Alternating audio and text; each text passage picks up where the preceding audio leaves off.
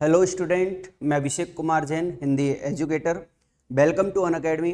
आज हम एक नए चैप्टर के साथ में अपनी शुरुआत करेंगे।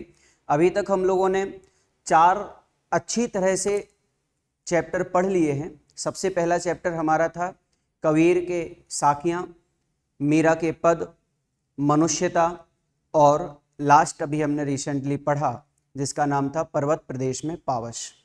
आज हम अपने इस चैप्टर के माध्यम से तोप नाम का जो चैप्टर आपकी कक्षा 10 में है, और इस तोप नाम के चैप्टर में किस तरह से बताया गया है, जो कि बीरेन डंगवाल नाम के लेखक जिन्होंने इस कविता को बहुत अच्छी तरह से बनाया है और हमें क्या संदेश दिया इस कविता के माध्यम से, आज हम इस बात पर थोड़ी सी चर्चा करेंगे और साथ ही पढ़ेंगे बीरेन डंगवाल के बारे में, जिनका जन्म कहाँ हुआ, कब हुआ और उन्होंने किन किन तरह से पुरस्कारों में पुरस्कार हासिल किए, और उसके साथ साथ में उन्होंने किस तरह से कविताओं का लेखन प्रारंभ किया।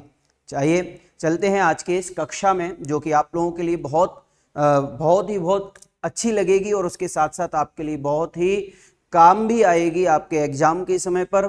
तो आज हम पढ़ेंगे तोप नाम का चैप्टर, जिसके लेखक हैं बीरेन डंगवाल। मैं इस चैप्टर के लेखक के बारे में आप लोगों को कुछ बताता हूं, उसके साथ साथ में तोप नाम का जो चैप्टर है वह किस कंपनी बाग में रखा हुआ है और किस तरह से वो हमें संदेश देता है, वो सारी बातें भी मैं आपको बताऊंगा। उसके साथ चलते हैं आज की इस कक्षा में। तो बताया कि बीरेन डंगवाल जो है, उनका जन्म 5 अगस्त 1947 को उत्तराखंड के टिहरी गढ़वाल जिले में कीर्ति नगर में जन्मे। मतलब उनका जन्म जो है वो कीर्ति नगर में जन्म हुआ था उनका, जो कि कीर्ति नगर गढ़वाल जिले में पड़ता है और उत्तराखंड उसका राज्य है, टिहरी गढ़वाल। बीरेन डंगवाल ने आरंभिक शिक्षा नैनीताल में और उच्च शिक्षा इलाहाबाद में पाई। पेशे से प्राध्यापक, पेशे से मतलब कि होता है कि उनका जो पेशा था, एक तरह से उनका जॉब स्टेटस था, वो क्या करते थे, तो वो प्राध्यापक थे। प्राध्यापक देखो, एक होता है अध्यापक और एक होता है प्राध्यापक।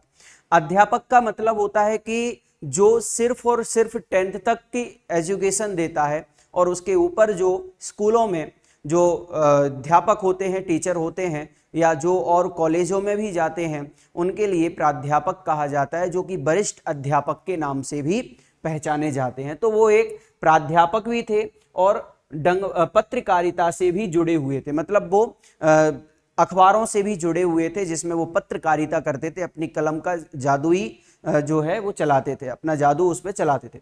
समाज के साधारण जन और हाशिए पर स्थित जीवन के विलक्षण ब्यौरे और दृश्य बीरेन की कविताओं की विशिष्टता मानी जाती है। इन्होंने ऐसी बहुत सी चीज़ों और जीव जंतुओं को अपनी कविता का आधार बनाया है, जिन्हें हम देख कर भी अनदेखा कर देते हैं। सिंपल सी लाइन ये है, जिसको समझने के लिए इन 4 लाइनों में अगर कहें या कहें कि इस 4 लाइनों का एक लाइन में अगर मतलब समझें, तो वो ये है कि बीरेन डंगवाल साहब ने अपनी कविताओं में उन लोगों को, उन जीव जंतुओं के बारे में भी अपनी कविताओं में जगह दी है, जिन कविताओं के लिए आज हम अपने हिस्से में भी नहीं मानते हैं। आज भी हम उनको अपने हिस्से में नहीं मानते हैं, लेकिन उन्होंने उन्हीं जीव जंतुओं को आधार बना करके, उन्होंने उन्हीं निर्जीव वस्तुओं को अपना आधार बना करके कविता लिखी, और उन कविता के माध्यम से हम जैसे लोगों के लिए एक संदेश छोड़ करके गए। वैसा ही संदेश हमें इस कविता में देखने को मिलेगा, और बहुत अच्छा इस कविता में आप लोगों को लगेगा। एक इंस्पायर हम इस कविता से भी होंगे। चलते हैं। उन्होंने बीरेन के अब तक 2 कविता संग्रह इसी दुनिया में और दुष्चक्र में सृष्टा प्रकाशित हो चुके हैं। मतलब ये है कि उनके द्वारा 2 कविता संग्रह हैं जो इसी दुनिया में, और एक नाम है इसी दुनिया में और दूसरा नाम है दुष्चक्र में सृष्टा। 2 कविता संग्रह हैं जो बहुत अच्छा उनका प्रकाशित हुआ है। पहले संग्रह पर प्रतिष्ठित श्रीकांत वर्मा पुरस्कार और दूसरे पर साहित्य अकादमी पुरस्कार के अलावा इन्हें अन्य कई पुरस्कारों से भी सम्मानित किया गया। बीरेन डंगवाल ने कई महत्वपूर्ण कवियों की अन्य भाषाओं में लिखी गई कविताओं का हिंदी में अनुवाद भी किया है। 28 सितंबर 2015 को इनका देहावसान हुआ।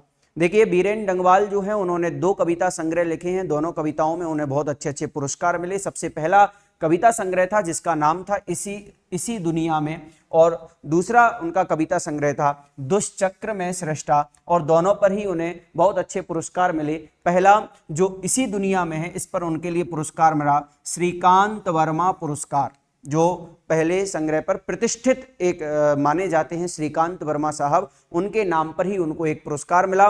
और दूसरा पुरस्कार उनके लिए दूसरी कविता संग्रह पर मिला जिसका नाम है साहित्य अकादमी पुरस्कार। वो हर एक लेखक हर एक कवि को मिलता है जो अपनी साहित्य की कला में निपुण होता है और अपने साहित्य के बलबूते समाज में एक क्रांति लाता है। ऐसे लोगों के लिए साहित्य अकादमी पुरस्कार दिया जाता है। और इनका जो देहावसान है वह 28 सितंबर 2015 को हुआ, और इन्होंने अन्य कवियों के द्वारा लिखी गई कविताओं को भी हिंदी भाषा में अनुवाद किया, ट्रांसलेट किया है। और इसके साथ साथ में एक ऐसी ही कविता है जो आज हम पढ़ने जा रहे हैं जिसका नाम है तोप। पढ़ते हैं कि तोप नाम का जो चैप्टर हम आज पढ़ने जा रहे हैं उसमें हालांकि है क्या, हम किस तरीके से या किस दौर से गुजर रहे हैं और हमने किस दौर को पीछे छोड़ दिया है, इन दोनों ही बात को इस कविता में बताया है। और कहा है कि प्रतीक और धरोहर 2 किस्म की हुआ करती हैं। मतलब प्रतीक और धरोहर जो है वो 2 किस्म की हुआ करती हैं।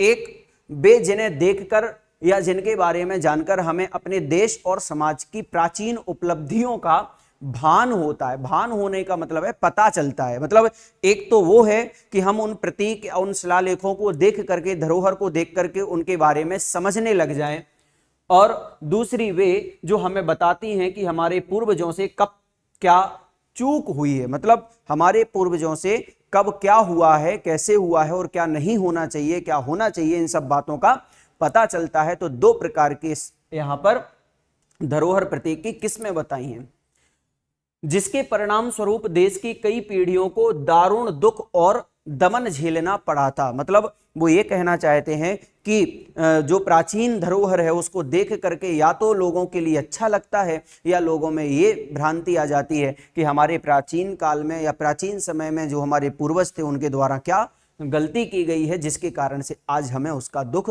दमन झेलना पड़ रहा है। प्रस्तुत पाठ जो आज हम पाठ पढ़ने वाले हैं, इस पाठ में ऐसे ही 2 प्रतीकों का चित्रण है। पाठ हमें याद दिलाता है कि कभी ईस्ट इंडिया कंपनी भारत में व्यापार करने के इरादे से आई थी। देखो बच्चों, आपको एक प्रश्न देता हूं मैं इसमें कि ईस्ट इंडिया कंपनी की स्थापना भारत में कब हुई थी, या ईस्ट इंडिया कंपनी की भारत में स्थापना या भारत में कब आई थी ये कंपनी, तो इसका उत्तर आप लोगों को इसी में बताना है और अंत में मैं आपको इसका उत्तर बताऊंगा से। इसके बाद भारत में व्यापार करने के इरादे से आई थी कौन? East India company. भारत ने उसका स्वागत भी किया, लेकिन करते कराते वह हमारी शासक बन बैठी। मतलब केवल हमने उनका स्वागत ही नहीं किया बल्कि वो हमारे ऊपर अपना शासन भी जमाने लग गए थे। उसने कुछ बाग बनवाए तो कुछ तोपें भी तैयार की। बाग का मतलब है यहाँ पर कि उन्होंने एक बहुत अच्छे अच्छे बगीचे बनवाए हैं जो उस समय जब ईस्ट इंडिया कंपनी आई तो अंग्रेजों के लिए बैठने के लिए, घूमने के लिए या अन्य कार्य के लिए उन्होंने बगीचे बनवाए और उन्होंने तोप भी बनवाई। मैंने यानी कि कहें कि बंदूक से जो बड़ा होता है उसे तोप कहते हैं और हम सभी इसको बहुत अच्छे से जानते हैं, हमने देखा भी होगा मूवीज में। तो उन्होंने इस तरह से तोपें भी तैयार की। उन तोपों ने इस देश को फिर से आजाद कराने का सपना साकार करने निकले जाबाजों को मौत के घाट उतारा। मतलब अंग्रेजों के द्वारा बनाई गई तोप जो है, उन तोप ने हमारे भारत देश के जाबाज सिपाही को भी मौत के घाट उतारा, जो सिपाही भारत को आजाद कराना चाहते थे। पर एक दिन ऐसा भी आया जब हमारे पूर्वजों ने उस सत्ता को उखाड़ फेंका, मतलब उन अंग्रेजी शासक को यहां से उखाड़ करके बाहर फेंका और उनको अपने देश जाने पर मजबूर कर दिया। फिर भी पर एक दिन ऐसा हुआ जिस दिन अपने हमारे पूर्वजों ने उनकी सत्ता को उखाड़ फेंका, तोप को निस्तेज कर दिया। तोप को निस्तेज का मतलब होता है कि जिस तरह से वो जब तोप बनाई गई नई थी, उसके कार्यों को देख करके उसकी सराहना की जाती थी, जैसे जैसे अब वो काम आना बंद हो गई तो उसका जो तेज है वो भी कम होने लगा तो मतलब हो गया निस्तेज कर दिया। निस्तेज का मतलब है उसकी जो आभा मंडल है, उसकी जो चमक है वो भी कम हो गई। फिर भी हमें इन प्रतीकों के बहाने यह याद रखना होगा कि भविष्य में कोई और ऐसी कंपनी यहां पांव ना जमाने पाए जिसके इरादे नेक ना हो और यहां फिर वही तांडव मचे जिसके घाव अभी तक हमारे दिलों में हरे हैं।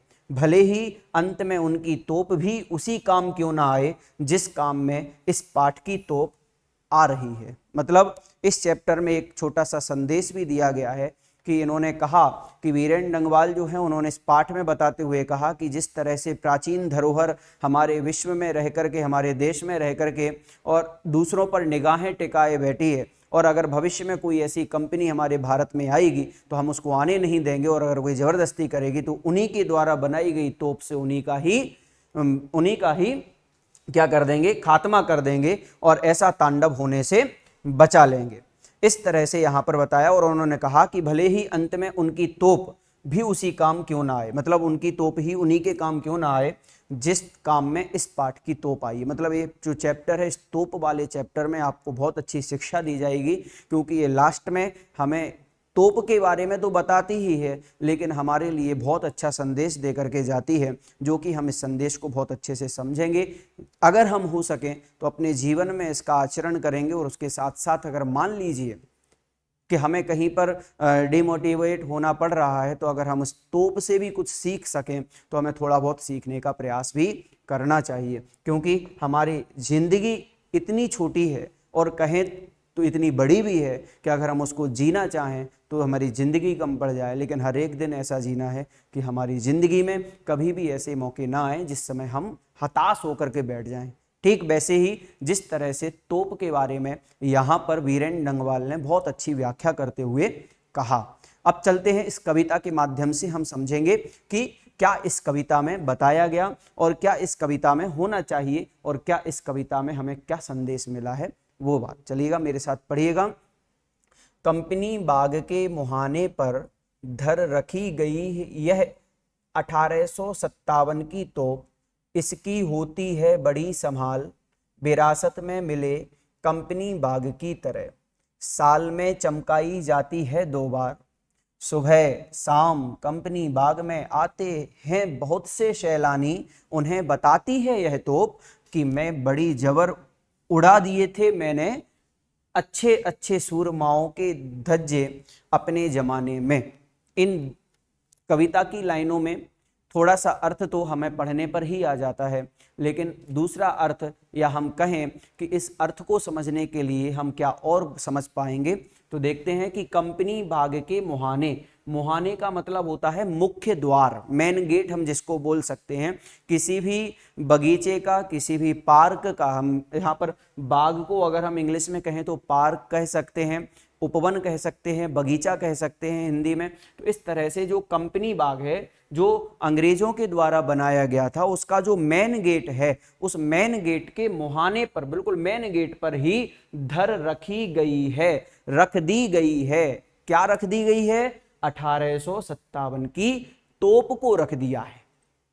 क्यों रख दिया है भाई? हमारे लिए विरासत में मिली। देखो, इसकी होती है बड़ी संभाल, मतलब इसको बहुत संभाल करके रखते हैं, उसके लिए गार्ड रखते हैं कि भाई इस पर कोई आतंक ना मचाए, इस पर कोई खेले नहीं, इस पर कोई क्षति ना पहुंचाए, इस पर कोई गंदगी ना कर दे, उसके लिए अच्छे से संभाल करके रखी जाती है। क्यों रखी जाती है? क्योंकि विरासत में मिले कंपनी बाग की तरह। जिस तरह हमें विरासत में पहले से ही अंग्रेजों से कंपनी बाग मिले, ठीक वैसे ही कंपनी बाग के साथ साथ हमें ये तोप क्या हुई? विरासत में मिली। और विरासत में मिलने के साथ साथ इसको साल में चमकाई जाती है 2 बार, और इसको साल भर में 2 बार ऐसा समय आता है जिस समय पूरे कंपनी बाग को ही नहीं बल्कि उस तोप को भी चमकाया जाता है। और स्पेशली यहाँ पर तोप के बारे में कहा है कि तोप को 2 बार पूरे साल भर में बहुत अच्छे से चमकाते हैं, बहुत अच्छे से सजाते हैं,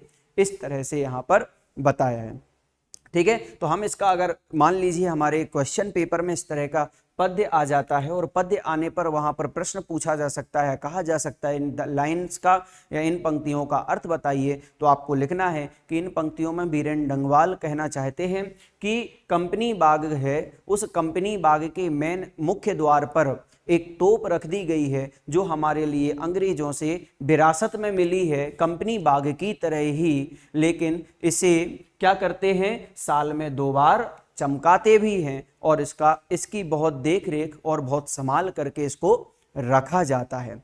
चलते हैं सुबह शाम अब देखो उस कंपनी बाग, देखो कहीं पर भी जाओ आपको बाग बगीचा अगर मिल जाए तो वहां पर सुबह शाम यात्री जो घूमने वाले हैं, सैलानी जो हैं, वहां पर ऐसे ही घूमते रहते हैं, अपने वॉकिंग करना, जॉगिंग करना या जो भी झूले वगैरह लगे रहते हैं तो वहां पर आते हैं, बच्चों के साथ में, परिवार के साथ में आते हैं, घूमने के लिए जाते हैं। तो वैसे ही सुबह शाम कंपनी बाग में, और उस कंपनी बाग में सुबह और शाम को आते हैं कौन, बहुत से सैलानी जो हैं उस कंपनी बाग में आते हैं घूमने के लिए, एक पर्यटन के लिए उन्हें बताती है यह तो। जब वह उस कंपनी बाग में जाते हैं और उस मुख्य द्वार पर, मेन गेट पर जब वो तोप को देखते हैं तो वह तोप अपने आप में कहती है कि वह तोप बताती है अब उन्हें अपने बारे में। अब वो तोप क्या बता रही है कि मैं कौन, यह तोप जो है बहुत जबरदस्त हूं मैं, मेरी कहानी उस समय में ऐसी थी कि बहुत यानी बहुत जबरदस्त थी, मजबूत थी, मैंने उड़ा दिए थे। क्या उड़ा दिए थे, अच्छे सूरमाओं के धज्जे, यानी उस तोप ने अच्छे सूरमाओं, सिपाहियों की धज्जियां उड़ा दी थी अपने जमाने में। वो अपने जमाने के बारे में यह तोप ये कहना चाहती है कि मैंने अपने जमाने में अच्छे सूरमाओं की धज्जियां उड़ा दी थी, मैं भी एक समय में बहुत जबरदस्त हुआ करती थी। और ऐसा ही सुबह शाम आते हुए सैलानियों को यह तोप इस तरह से संदेश देती है। इसके बाद में कहा कि अब तो बहरहाल छोटे लड़कों की घुड़सवारी से अगर यह फारिग हो तो उसके ऊपर बैठकर चिड़िया ही अक्सर करती हैं गपशप, कभी कभी शैतानी में वे इसके भीतर भी घुस जाती हैं, खास कर गौरैये। देखें बहुत अच्छी बात इसमें बताई गई है और इसमें बताया है कि एक तरह तो तोप अपने बारे में ये कह रही है कि मैं बहुत जबरदस्त थी, मैंने बहुत सूरमाओं की धज्जियां भी उड़ा दी थी। अब क्या हुआ, तो अब दूसरे पॉइंट, अब एक सिरा तो उसका ये था कि वो बहुत जबरदस्त है, और दूसरी तरफ और आज के समय में उसी तोप का क्या हाल है, तो बता रहे अब तो बहरहाल यानी अब तो बुरा हाल हो गया है उस तोप का। क्यों हो गया है, क्योंकि जो भी सैलानी वहां पर घूमने के लिए आते हैं तो छोटे छोटे बच्चे जो उनके साथ रहते हैं उस तोप पर बैठ करके और घुड़सवारी करते हैं, ऐसा लगता है कि वो घुड़सवारी कर रहे हैं, वो अपने घोड़े पर बैठे हुए हैं। अगर यह फारिग हो तो उसके ऊपर बैठकर, फारिग का मतलब हो कि वह अगर खाली हो, उसमें उस पर कोई नहीं बैठा हो, तो उसके ऊपर बैठकर, अगर उस पर कोई बच्चा या कोई भी बच्चा उस पर घुड़सवारी नहीं कर रहा हो, बिल्कुल शांत हो, कोई उस पर नहीं हो, आसपास भी कोई नहीं हो, फारिग का मतलब होता है खाली होना, तो अगर वो अपने आप में खाली हो तो उसके ऊपर बैठ करके चिड़ियां जो हैं वो अक्सर गपशप करती रहती हैं। वहां पर बैठ करके एक नहीं दो नहीं बल्कि 5-10 चिड़ियां जो हैं वो वहां पर बैठ करके और गपशप करती रहती हैं। और कभी कभी तो शैतानी में, मतलब कभी कभी तो वो चिड़ियां जो हैं इतनी शैतानी करती हैं, इस तरह से वो उछल कूद वहां पर करती हैं कि वही उस तोप के भीतर घुस जाती हैं। और चिड़िया ही नहीं, चिड़िया तो कभी कभी हो जाती हैं जब गपशप करती हैं, लेकिन खासकर जो गौरैये हैं वो गौरैये जाकर के उस तोप में अंदर घुस जाते हैं। और कहा बे बताती हैं, कौन बताती हैं, बे चिड़िया, बे गौरैये, बे बच्चे जो उस पर घुड़सवारी करते, वो ये बताती है कि दरअसल कितनी भी बड़ी हो तो, दरअसल कितनी भी बड़ी तोप क्यों ना हो, जिसने अपने जमाने में कई सिपाहियों की धज्जियां क्यों ना उड़ा दी हो, कितनी ही बड़ी वो तोप क्यों ना रही हो, दरअसल क्या होता है, एक दिन तो होना ही है उसका मुंह बंद, एक दिन तो उसका मुंह बंद होना ही है, जिस पर जो सभी का मुंह बंद कर दे, एक समय ऐसा भी आता है जिस दिन उसे अपना मुंह बंद करना पड़ता है। तो इस कविता की खास बात यह है कि तोप के माध्यम से एक कवि जिसका नाम बीरेन डंगवाल है, उन्होंने एक संदेश हम सभी समाज के लिए दिया, हम सभी देशवासियों के लिए दिया, हम सभी बच्चों को भी दिया कि अगर हम अपने कार्य में इतने कुशल हैं और हम अपने कार्य को अगर अच्छी तरह से करते हैं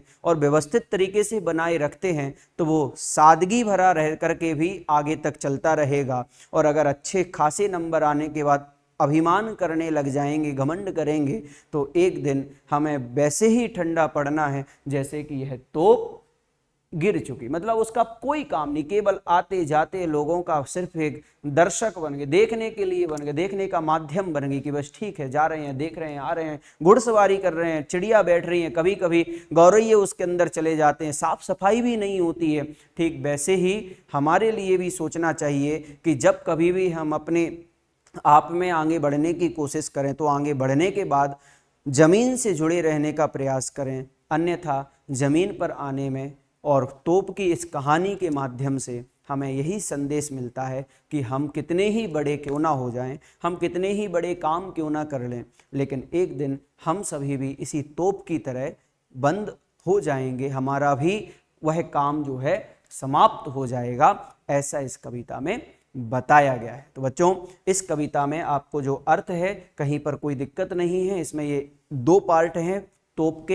एक पार्ट तो ये है कि बताया गया कि वह तोप जो है वो जबरदस्त है, बड़ी बड़ी सिपाहियों की उन्होंने धज्जियां उड़ा दी, और दूसरा तरफ उन्होंने ये बताया कि वही तोप जो पहले धज्जियां उड़ा दिया करती थी आज वो घुड़सवारी के काम आती हैं, छोटे छोटे बच्चों के, आज वो चिड़िया के गपशप का स्थान बन गई है, आप गौरैयों के, आज वो गौरैया उनके अंदर घुस जाती हैं। तो ये तीनों ही ऐसे बहरहाल, ऐसा बुरा हाल उस तोप का हो गया है। तो बीरेन डंगवाल ने अंतिम लाइन में कहा है कि ये बताती हैं ये दरअसल कितनी ही बड़ी क्यों ना हो, लेकिन एक दिन उनका भी मुंह बंद होना ही है, इस तरह से इसमें बताया गया है। चलते हैं, इस चैप्टर के जो 4 प्रश्न हैं आप लोगों के पास में, उन 4 से 5 एनसीईआरटी प्रश्नों में हम सभी लगाएंगे उन एनसीईआरटी प्रश्नों के उत्तर। और साथ में ध्यान रखिएगा, इनके अकॉर्डिंग या इनके अलावा भी अगर हमें कोई अपने मस्तिष्क में कोई प्रश्न आता है तो और उस प्रश्न का उत्तर भी हमें अपने आप से ढूंढने का प्रयास करना चाहिए,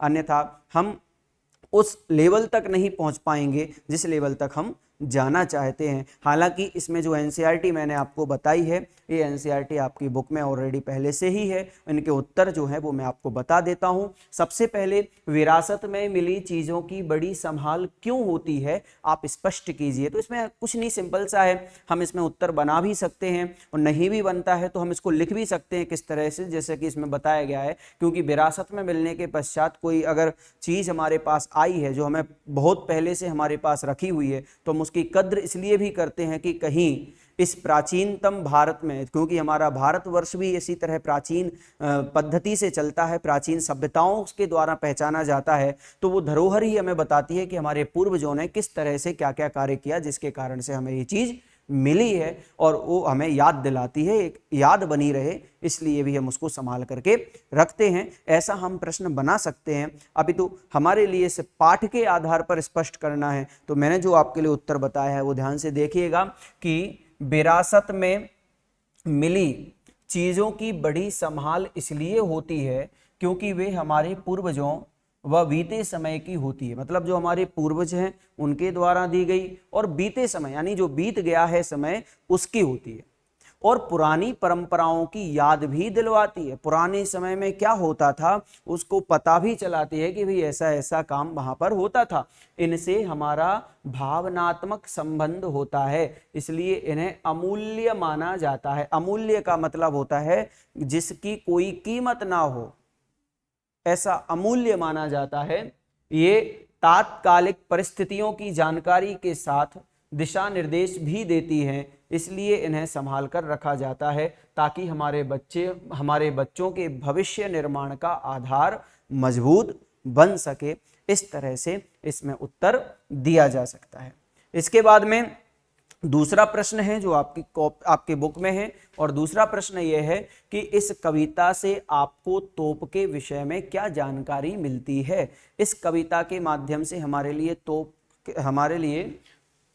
तोप के विषय में क्या जानकारी मिली, तो हम इसके उत्तर में देखते हैं कि इस कविता में तोप के विषय में यह जानकारी मिलती है कि यह अंग्रेजों के समय की तोप है। अंग्रेजों द्वारा 1857 में इसका प्रयोग शक्तिशाली हथियार के रूप में किया जाता है। बिल्कुल स्वाभाविक सी बात है कि इस तोप का जो है उपयोग है कभी भी किया जाता था तो शक्तिशाली हथियार के रूप में किया जाता था, जिससे दुश्मनों पर विजय प्राप्त कर सके। इस तोप ने अनगिनत सूरवीरों को मार गिराया था, सिपाहियों को मार गिराया था, पर अब यह तोप प्रदर्शन की वस्तु बनकर रह गई। केवल एक प्रदर्शन मात्र रह गया जिसको देखने के लिए बाहर से सैलानी आते हैं अथवा उन पर बच्चे घुड़सवारी करते हैं। अब हमसे कोई नहीं डरता, मतलब अब उससे कोई भी नहीं डरता, तोप से कोई भी नहीं डरता। अब यह केवल खिलौना मात्र है, चिड़िया गौरैया इसके भीतर घुस जाती हैं, बच्चे इस पर घुड़सवारी करते हैं। यह तोप हमें बताती है कि कोई कितना शक्तिशाली क्यों ना हो, एक ना एक दिन उसे धराशाही होना ही पड़ता है। धराशाही का मतलब होता है मिट्टी में मिलने वाला। धराशायी का मतलब मिट्टी, एक ना एक दिन मिट्टी में मिलना ही। धरा यानी पृथ्वी। कंपनी बाग में रखी तोप क्या सीख देती है, हमारे लिए ऐसी क्या शिक्षा देती है कंपनी बाग में रखी हुई तोप, कि जो हमें इस प्रश्न के उत्तर में लिख सकें। तो देखिएगा कि कंपनी बाग में रखी तोप यह शिक्षा देती है कि अत्याचारी शक्ति चाहे कितनी भी बड़ी क्यों ना हो, मतलब अत्याचार करने की शक्ति कितनी ही बड़ी क्यों ना हो, पर उसका जो अंत होता है वो अंत अवश्य होता है। ऐसा अंत होता है कि वो अपनी शक्ति का प्रदर्शन भी नहीं कर पाती है। वो तोप कितनी ही बड़ी शक्तिशाली क्यों ना रही हो, लेकिन जब उसका अंत हुआ तो कैसा हुआ, एक छोटा सा बच्चा उस पर बैठा, एक चिड़िया उस पर बैठी, गौरैया उसमें जा रहे हैं, ऐसा उसका अंत अवश्य होता है। मानव विरोध के सामने उसे हार माननी पड़ती है। चाहे अंग्रेजों ने भारतीयों पर अत्याचार किए, पर अंत में उन्हें भारत को छोड़कर जाना ही पड़ा। यह तोप हमें बताती है कि कोई कितना शक्तिशाली क्यों ना हो, एक ना एक दिन उसे धराशाही होना ही पड़ता है। अर्थात अत्याचारी का अत्याचार एक दिन अवश्य समाप्त होगा। इस तरह से इसमें बताया गया। चलिएगा, इसके बाद में अगला प्रश्न जो है वो आप लोगों के लिए, कविता में तोप को 2 बार चमकाने की बात की गई है। 2 अवसर कौन कौन से हैं, तो आप लोगों के लिए भी मैं आप बता दूं कि 2 अवसर जो राष्ट्रीय पर्व होते हैं भारतवर्ष में जो हम मनाते हैं, 15 अगस्त और 26 जनवरी, तो वहां पर 2 अवसर जो बताया ना कि 2 बार उसे चमकाया जाता है, तो 2 अवसर वहां पर यही है। इन 2 अवसरों पर उसे चमकाई जाती है। और इस प्रश्न के उत्तर में आप लोगों को मैं बता दूं कि यहाँ पर कानपुर शब्द है। कानपुर में कंपनी बाग, हालांकि कंपनी बाग विभिन्न जगहों पर बने थे, और ये जो बात है तोप वाली जो कविता है ये कानपुर की कंपनी बाग के लिए कहा गया है। तो इसमें उत्तर में भी यही है कि कानपुर के कंपनी बाग में रखी हुई तोप हमारी विजय और आज़ादी के प्रतीक के रूप में एक महत्व की वस्तु बन गई है। मतलब वो आज ऐसी वस्तु बन गई है कि जिसे हम आज़ादी का एक बड़ा हिस्सा मानने लग गए हैं। भारत की स्वतंत्रता के प्रतीक चिन्ह 2 बड़े त्योहार, 15 अगस्त जिसे हम स्वतंत्रता दिवस मानते हैं और 26 जनवरी जिसे हम गणतंत्र दिवस मानते हैं, इन दोनों अवसरों पर तोप को चमकाकर कंपनी बाग को सजाया जाता है। इससे शहीद वीरों की याद दिलाई जाती है ताकि लोगों के मन में राष्ट्रीयता की भावना को बढ़ावा दिया जा सके। इसलिए इस कंपनी बाग में रखी हुई तोप को 2 बार चमकाया जाता है और 2 विशेष राष्ट्रीय पर्वों पर चमकाया जाता है, ताकि वीर शहीदों की याद दे करके हम उस बात को भी याद करें कि उन्होंने किस तरह से हमारी देश के लिए जान जोखिम में डाली और मन में राष्ट्रीयता की भावना को बढ़ावा मिले। इसलिए भी हमें यह चैप्टर में समझना चाहिए। अब इसके बाद जो आपका 5th नंबर का क्वेश्चन है, या कहें कि आपको इस तरह का भी प्रश्न आ सकता है कि आपको कुछ 2 या 3 लाइन आपको दे दी जाएंगी और उन लाइनों में आपको उत्तर बताना है, उसका आशय स्पष्ट करना, उसका भाव स्पष्ट करना है। या दूसरा प्रश्न इसमें डाल सकता है इसकी भावार्थ लिखें। इसमें पंक्ति में कवि क्या कहना चाहते हैं इस बात को बताने के लिए। जैसे कि इस प्रश्न में बताया, अब तो बहरहाल छोटे लड़कों की घुड़सवारी से अगर यह फारिग हो तो उससे उसके ऊपर बैठकर चिड़िया ही अक्सर करती हैं गपशपे। 4 लाइन आपको दी गई हैं और इन 4 लाइनों पर आपको आशय स्पष्ट करना है, इनका अर्थ बताना है। तो आप अर्थ बताने के लिए बताएंगे कि इन पंक्तियों का भाव यह है कि अब तोप का कोई सार्थक महत्व नहीं रहेगा। सार्थक महत्व का मतलब है अब बिना अर्थ की वो जो है तोप बची हुई है, इसका कोई मतलब नहीं है। अब यह तोप बच्चों का केवल खिलौना मात्र है या फिर पक्षियों का विश्राम स्थल। मतलब या तो वो बच्चे आते हैं तो उसके साथ खेलते हैं, अथवा पक्षी जब हार थक के बैठते हैं तो तोप पर आकर के बैठ जाते हैं और विश्राम करने लग जाते हैं। यह तोप हमें बताती है कि कोई कितना शक्तिशाली क्यों ना हो, एक ना एक दिन उसे धराशाही होना ही पड़ता है। तो धराशाही शब्द जो है वो 2 बार 3 बार आ चुका है। इसका मतलब ये है कि यह तोप जो है धराशाही ही हुई है, क्योंकि जिस तोप ने भारत पर वह भारत के जवानों पर इतना कहर ढाया, आज वही तोप हमारे लिए याद दिलाती है कि हम इस तोप से जो भी धराशाही हुआ है, आज वह तोप खुद यहाँ धराशाही हुई है। इस तरह से इसमें बताया गया है। आगे देखते हैं। वे बताती हैं कि दरअसल कितनी भी बड़ी हो तोप एक दिन तो होना ही है उसका मुंहबंद। लास्ट की 2 लाइनें हैं, इन दोनों लाइनों का अर्थ आपको अपने शब्दों में बना करके लिखना है। हालांकि यहाँ पर मैंने बताए हैं, आप अपने शब्दों में भी इसको लिख सकते हैं और वो इस तरह से भी लिख सकते हैं कि जब आप मैंने आपको पहले 1-2 क्लासों में और बताया है, एक और कक्षा में भी बताया है कि जब भी हम किसी भी पंक्ति के बारे में लिखते हैं तो अगर हमें पंक्ति में या किन्हीं कवि के द्वारा लिखी गई पंक्ति अगर याद है, उस कवि का नाम अगर याद है तो हम उसमें ऐड कर सकते हैं, जोड़ सकते हैं। और किस तरह से लिखेंगे कि इन पंक्तियों में बीरेन डंगवाल जो है वो कहना चाहते, देखो यहाँ पर लिखा भी है कि कवि ने, तो कवि कौन है? बीरेन डंगवाल। अगर नाम याद है तो हम लिख सकते हैं, अन्यथा ऐसा भी लिख लें कि इन पंक्तियों में कवि ये कहना चाहते हैं कि तोप की दयनीय दशा का चित्रण करते हुए ये कह रहे हैं कि गौरैया तक तोप के मुंह में घुस जाती हैं, जो इस बात का संकेत है कि आखिरकार अब इस तोप को मुंहबंद करना पड़ा। कोई कितना शक्तिशाली क्यों ना हो, एक ना एक दिन उसे धराशाही होना ही पड़ता है। इस तरह से इसमें अर्थ बताया है। और चलते हैं, अंतिम प्रश्न जो है इसका उड़ा दिए थे मैंने अच्छे अच्छे सूरमाओं के धज्जे।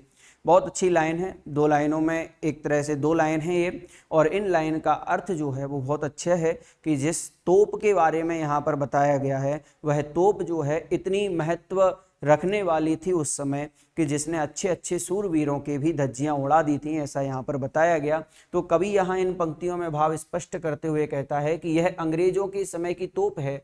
अंग्रेजों द्वारा 1857 में इसका प्रयोग शक्तिशाली हथियार के रूप में किया गया था। इस तोप ने अनगिनत सूरवीरों को मार गिराया था, पर अब यह तोप प्रदर्शन की वस्तु बनकर रह गई है। अब इससे कोई नहीं डरता, अब यह केवल खिलौना मात्र है। चिड़ियां गौरैया इसके भीतर घुस जाती हैं, बच्चे इस पर घुड़सवारी करते हैं। यह तोप हमें बताती है कि कोई कितना शक्तिशाली क्यों ना हो, एक ना एक दिन उसे धराशाही होना ही पड़ता है। मतलब जमीन में, मिट्टी में उसे मिलना ही पड़ता है, ऐसा यहाँ पर बताया गया है। तो इस तरह से आपका यह चैप्टर पूरा हुआ और इस चैप्टर के माध्यम से हमने तोप के विभिन्न अवस्थाओं को समझा। मुख्य 2 अवस्थाएं इसमें हैं, एक जिसमें वो बहुत शक्तिशाली प्रदर्शित होती है और दूसरी वह है जिसमें वो अपने आप का जो बुरा हाल बताने का प्रयास करती है और उससे हमें जो संदेश देती है कि एक ना एक दिन तो हम सभी को भी इसी तरह से रहना है। तो इस चैप्टर के माध्यम से हमने ये सब चीज़ें समझी और चैप्टर में जो कुछ भी प्रश्नोत्तर हैं उनको हमने ध्यान से पढ़ा, ध्यान से समझा। चलिएगा, मिलते हैं आगे एक और नए चैप्टर के साथ में। धन्यवाद। Let's crack it.